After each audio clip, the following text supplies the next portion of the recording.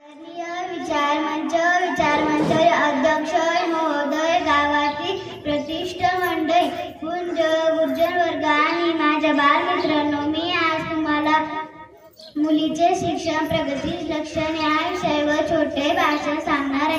ते तुम्ही शांतपणे ऐकून घ्याल अशी माझी नम्र विनंती. मुला-मुली भेदभाव करू नका. मुलीचे शिक्षण अर्थावर सोडू नका.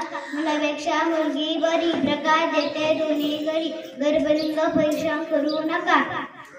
मुलीच्या संख्या कमी झाल्या आहे, त्यामुळे सरकारने लेख वाचवा लेख शिकवा अभियान सुरू केले आहे. म्हणून म्हणते, मुलीला शिकवा, भेदभाव हटवा. नुसते ऐकून जमायचे नाही. दुसरा काही उपचार नाही. सर्वांनी शौचालय बांधून त्याचा वापर करावा. जातीभेद पाळू नका. आपण सर्वजण एकाच परमेश्वराची लेकरे आहोत. आपण सर्वजण आनंदाने व सुखाने राहूया. एवढे बोलून मी माझे भाषण संपवते. जय हिंद, जय भारत.